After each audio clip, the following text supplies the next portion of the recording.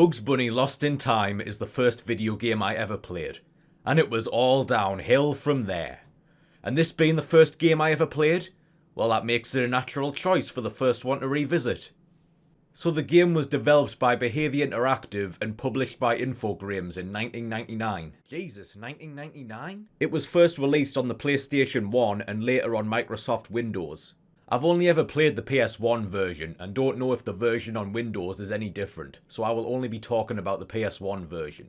The game is a traditional 3D platformer. The story's pretty simple. While on his way to Pismo Beach, Bugs Bunny tunnels into what I can only assume is Area 51 and finds what he thinks is a carrot juice dispenser, but actually turns out to be a time machine. He activates it and is transported to the plane of nowhere. Here he meets Merlin, who tells him that he's lost in time and must travel through various time periods, collecting clocks which will lead him back to the present. Not exactly The Last of Us, but it'll do. So as I said, the game is a 3D platformer. You control Bugs Bunny and play through various levels, collecting clocks and golden carrots to get back to the present. As you collect clocks and carrots, more levels and time periods are unlocked.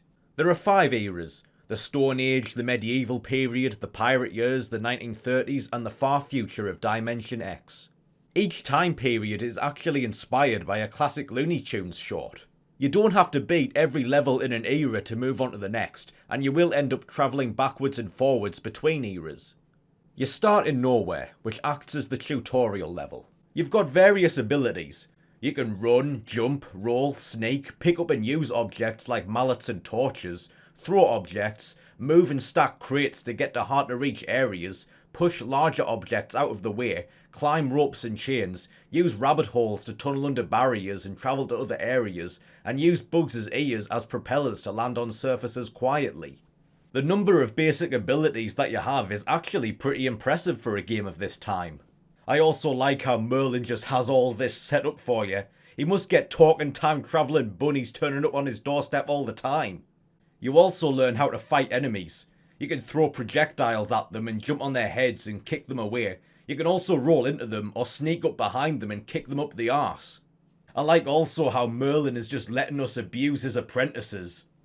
You can also use the sneak action to move across fragile surfaces without breaking them, and Bugs can pick up regular carrots to replenish his health. After completing the tutorial, Merlin gives you a clock to unlock the Stone Age era. After you leave Nowhere, you can travel freely between the time periods that you've unlocked. After choosing an era, you're brought to a little hub area where you can choose a level to tackle. Each era has a boss who is a character from Looney Tunes. From here on out, gameplay is pretty straightforward. You work your way through each level, avoiding hazards, defeating enemies, and collecting clocks and carrots. I didn't find these early levels to be particularly difficult, although that's probably because I'm a much better gamer now than when I was a kid. I got through levels pretty easily that I remember being a lot harder all those years ago. I fucking hated that pterodactyl! After the first level, we get our first boss fight, which is with Elmer Fudd. He's pretty easy. You just let him chase you down a rabbit hole, come up out of another, sneak up behind him, and then kick him in his pasty prehistoric arse. Do that a few more times and you win and unlock the Pirate Years. It's here that the game gets a bit more challenging and some of its flaws start to become apparent. Bugs doesn't control very well. The controls are pretty clumsy and clunky, and if you're trying to move fast, there'll be more than a few times where you'll end up throwing yourself over the edge of a platform or walkway. This is made worse by the fact that when you touch an edge, Bugs will jump automatically. I guess this was done to make the platforming easier, but it also means that if you touch an edge by accident, you'll jump and risk getting yourself killed or ending up somewhere you didn't want to be. All of this means that there are times where you have to move slowly and deliberately to get through certain areas, which does take some of the fun out of the platforming. At the end of the first pirate level, you fight Yosemite Sam in his pirate persona. This fight is simple as well, but takes longer and quickly becomes tedious. You just avoid his cannonballs until he throws a barrel of gunpowder at you, then throw it back at him a few times. The fight goes on for too long, and the aforementioned control issues make it even more irritating. After you beat Yosemite Sam, you unlock the 1930s. At this point, the levels get bigger and new gameplay elements are introduced. You can acquire special abilities that are used to reach certain areas. You don't have these abilities yet, meaning that you will have to come back to levels you've already beaten to reach areas that were previously inaccessible.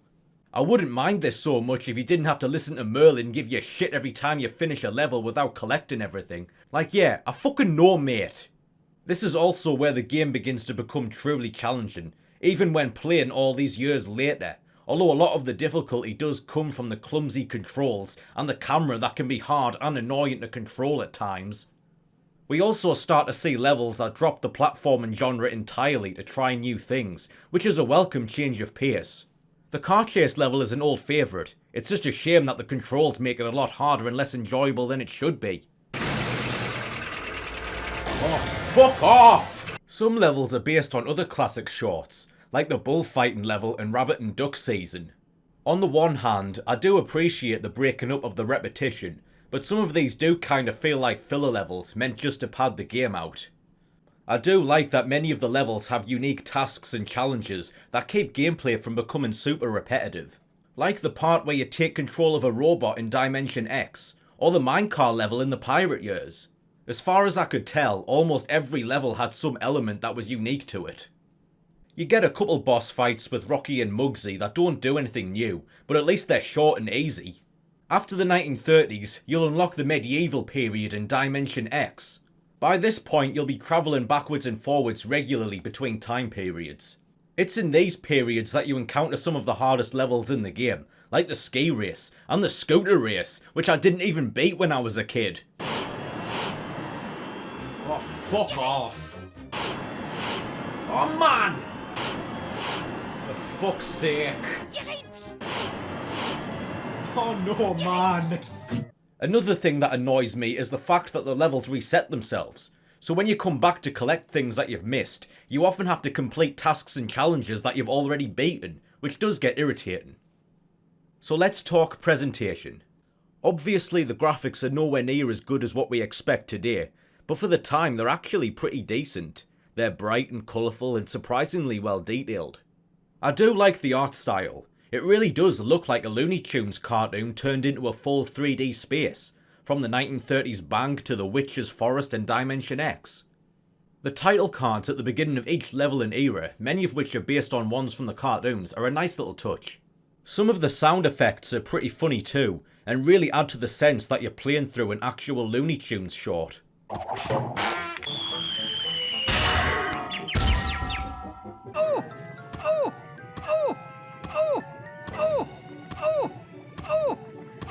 I also didn't realise until writing this script that most of the characters are voiced by the actual actors who played them in other media, including the movies Space Jam and Looney Tunes Back in Action. You've got most of the classic characters. Obviously there's Bugs, but there's also Merlin, Elmer Fudd, Yosemite Sam, Rocky and Muggsy, Witch Hazel, Marvin the Martian, and Daffy Duck, who's an annoying little fucker. Piss off, you annoying little prick! Leave my apples alone, you fuck! You're despicable. Some minor characters from the cartoons appear as enemies also. The music is well done and memorable. It was good to hear tracks again that have stuck in my mind for all these years. Each era has its own style that's fitting for the period, while also retaining that quirky Looney Tunes vibe and sound. My favourites are the medieval period and the 1930s.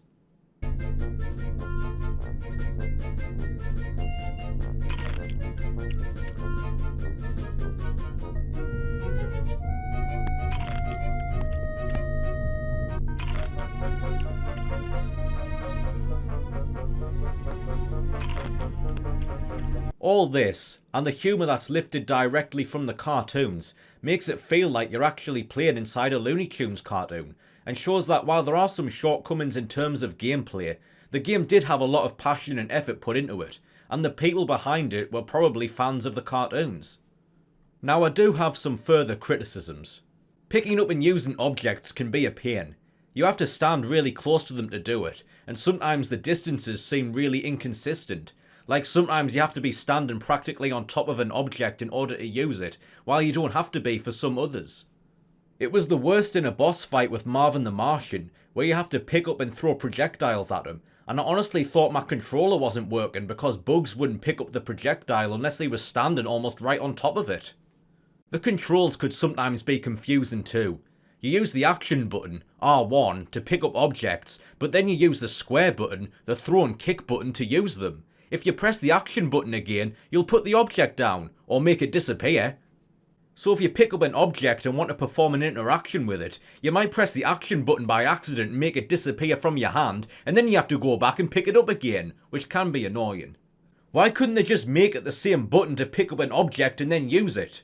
So eventually you'll collect enough clocks to unlock the present. You don't actually have to collect every single clock in the game to do this. So then Bugs makes it back home, and it seems that his whole hellish ordeal was nothing more than a nightmare. But wait, something about that horse does look awfully familiar. I can't quite put my finger on it. Alright, Merlin, giddy up. Get along now. Wait, what? Holy shit!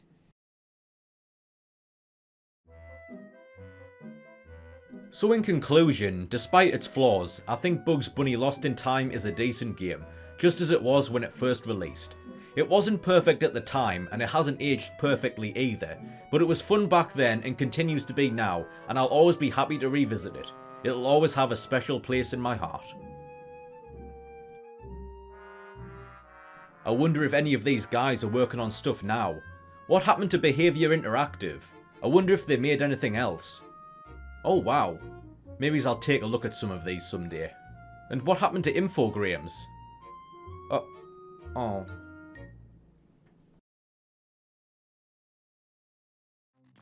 So that's all for now, folks. I'll probably be doing more of these in future with some more classic games from my childhood. So if you enjoyed the video, stay tuned for more. Please like and subscribe, and I'll see you soon. Thanks for watching.